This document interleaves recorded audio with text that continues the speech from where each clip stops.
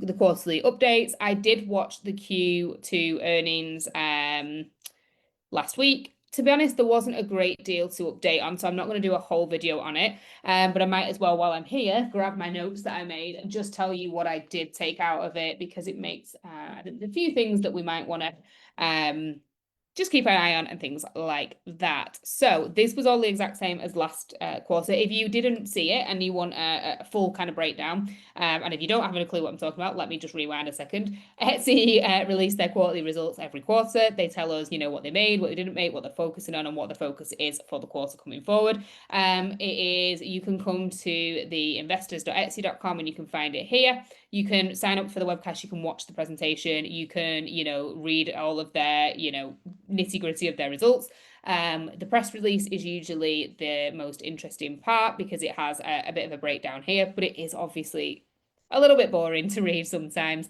And then they do this presentation, which is more like the forward-thinking thing. So what I normally do is do a breakdown video on each quarter. But like I said, when I first started this, there wasn't a huge amount of difference between the Q1 and the Q2 one. The big ones that we normally see that are quite juicy are the Q3 going into Q4, and the Q4, obviously, end results as well. So what I would say is, if you want a lot more detail on this, you can come, it's in the group as well, but if you come to my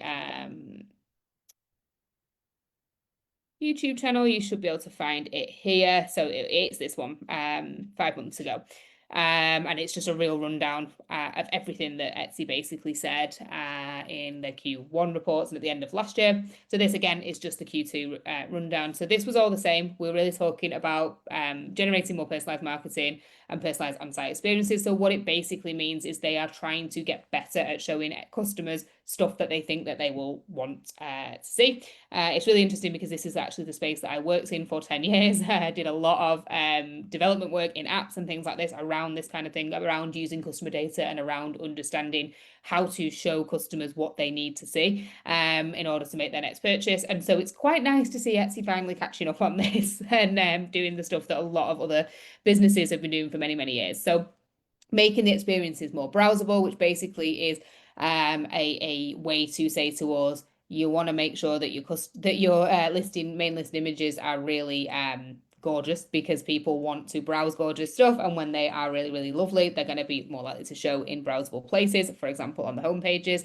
Capturing vastly more and enriched data about consumer interests, inclinations, identities, and habits. It basically just means they are trying to focus on what they know about their customers to figure out through AI what they are most likely to buy. Okay, so really what we need to take from this is continuing to set up our listings with really smart keywords and tags and titles that tell the algorithm and tell Etsy what our product is all about, and really amazing images and kind of generating a customer experience in each listing that really walks the customer through what they need to know about your products in order to then please the algorithm and please Etsy's more curated and browsable experiences. So a couple of other things that are worth noting is that whilst they were down versus last year, so 5% gross merchandise sales, so 5% down in terms of the actual revenue they brought in on the platform from our products, they were down less than they have been the previous few quarters, which basically means growth, right? Because they are not as down as they have been. The last few quarters, they've been down like 8-9%, and this quarter they were only down 5% to last year. So it shows that we are going in the right direction, which is really, really positive. And they talked about how they are really pushing into more owned marketing channels, which means your email, your app pushes, your SMS. In some cases, I'm not sure if they do this on Etsy, but the stuff that we own, and then obviously organic socials.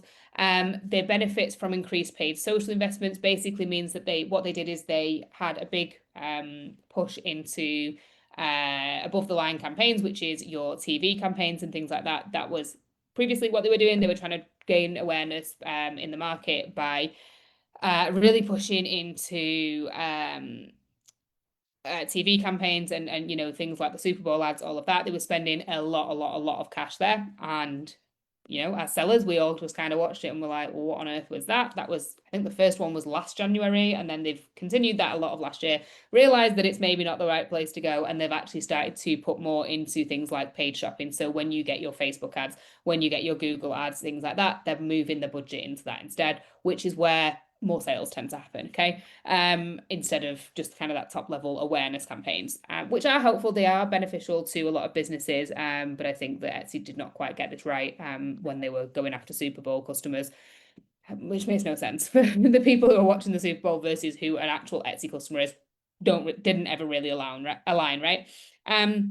So basically kind of positive that yes, we are down versus last year in terms of revenue, but not down as much as we have been for the last 12 months, which is always positive as well.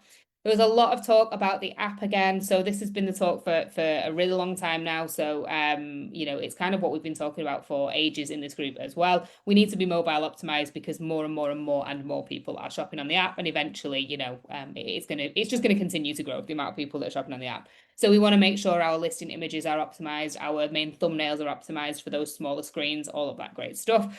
And what they are talking about here is they have moved towards kind of showing more inspirational kind of products and curating kind of collections and products based on what they think they know about the customer. And you can see here, more people are spending on the app. So even though GMS is down overall, GMS for the app is up, which means that more people are spending on the app and more people are moving to spend on the app than on the website, right? And what we find as well across the industry is when people have an app for a brand, when people shop on an app for a brand, they are more loyal, they are more likely to spend more, they are more likely to come back and spend again and again. Because if you think about it, like logically, if you've got an app on your phone where you can easily access, you know, a brand, you're more likely to go on that app and scroll and browse and buy things and buy a little bit more and come back again a few weeks later than remembering to type in a website on your laptop because you think that you want to check something out, right? So app customers are really, really, really great customers, and so we really want to optimize for app and for mobile going forwards.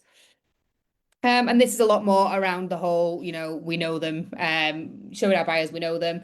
They've talked about things like personalized app pushes, personalized emails, which they're trying to do a lot more of. And when we say personalized in this context, we mean, you know, showing customers stuff based on what they've bought, thinking that this might be something else they might want to buy.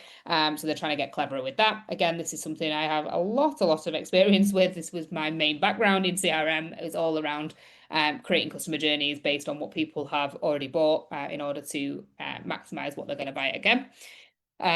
So they're really pushing to more personalized messaging across their own channels.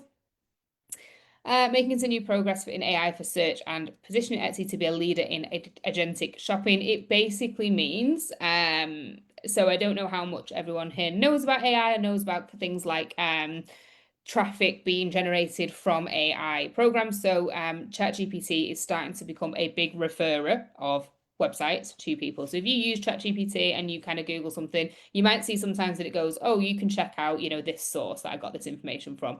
Or, you know, if you asked it something around a topic, it might show you a blog post. If you ask them something around a trend, it might show you a product from Pinterest or from Etsy or something.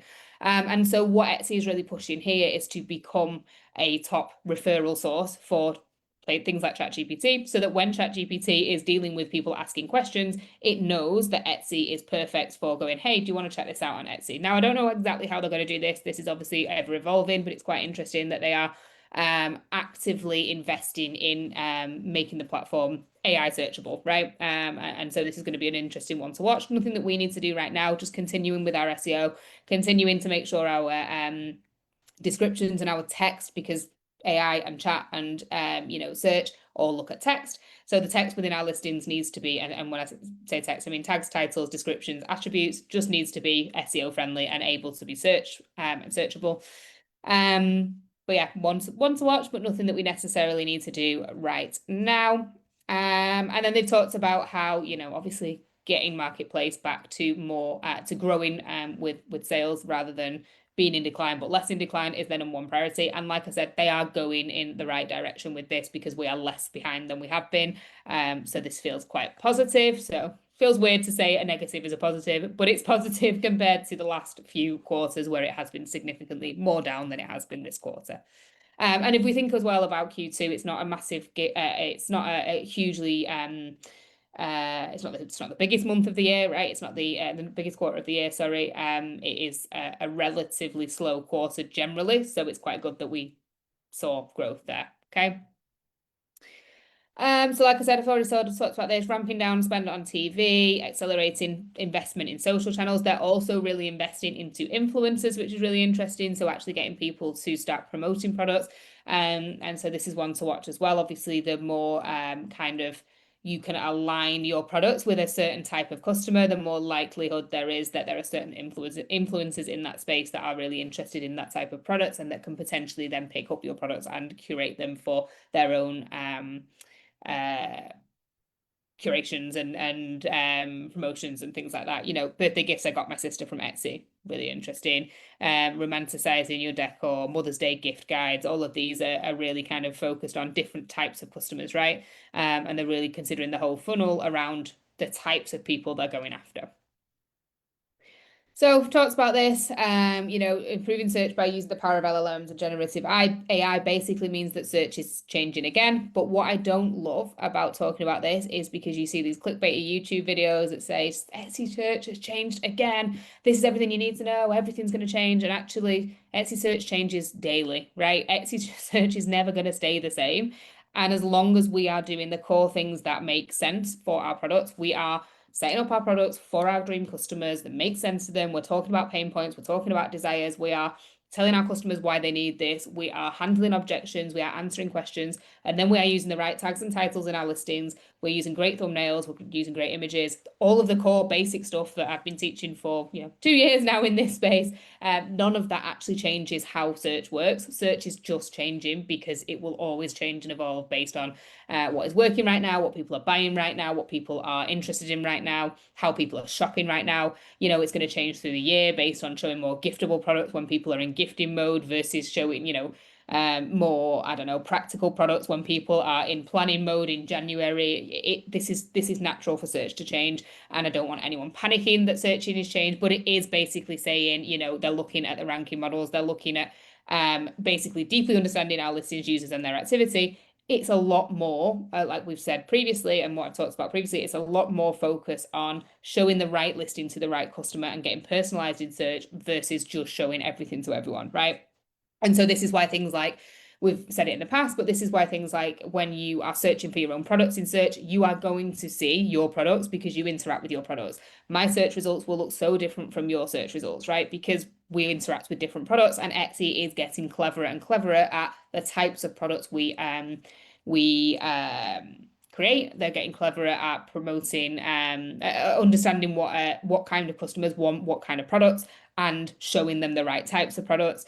And they're using basically LLMs is large learning models. They are AI tools and AI ways of working to basically show customers stuff that they are more likely to buy. So the only thing this is affecting is it's going to be more likely to increase conversion rates because they're showing customers the right products instead of showing everyone the same thing. Okay. So again, it always sounds scary, but it's just the same thing. It's just the same thing they've always been doing, just more of it, right? And then we're going into Depop, so there's nothing that we necessarily need to talk about here. So I think I covered everything that I wrote in my notes anyway. Customer satisfaction is really, really up on Etsy, which is always important because the more satisfied customers are, the more likely they're going to come back and shop again. And I think a lot of this is to do with a lot of the takedowns that Etsy did last year on like scam shops, on shops that were selling, reseller stuff. So people were really disappointed when tat was arriving, when it was presented as handmade, and people were finding out that people were selling stuff they got on Temu but on Etsy for 10 times the price. All of that's been really kind of cracked down on. I know a lot of people got, a handful of legitimate people got swept up in that, which was really frustrating for a lot of sellers, but hopefully they are all sorted now. And actually the takedowns have really focused on taking the right sellers out of Etsy because they shouldn't have been on Etsy anyway, and helping to make it a better place for everyone, right? And so the happier customers are with the listings that they're buying, the products they're buying, the experience they're having, the more likely they are to come back and buy more. So we always want happy customers, right? Search is changing. Yeah, they're using more AI in search. I've talked about this. Better loyalty. The one thing also was mentioned in the webcast was they are evolving the loyalty program. So if anyone saw it, they were testing a beta version of this loyalty program where I think you could pay a fee. It was only rolled out in the US, but I think you could pay a fee and get free shipping on certain orders. or something like that for a year. I don't really know. They are revamping this for going into hopefully Q4, I think they said. So that's going to be interesting to look out for. They're potentially rolling it out outside of the US as well, and it's going to be a little bit different. So obviously, I will let you know as soon as we hear more about that. And they mentioned that they are really committed to sellers, which is the first time they've really said this, which is quite nice. So hopefully they are moving towards more focus on creating a better space for sellers as well. They talked about bringing in AI efficiency tools. This is going to be an interesting one as well. So watch the back end of the platform. Things might be appearing that we haven't used before. Again, I will be keeping you updated as and when I spot them. But really, there was a big focus on how to help sellers help the right sellers do more, right? Okay, so help the sellers that are really committed to creating businesses and creating brands and not just throwing up, random listings that they don't really care. Helping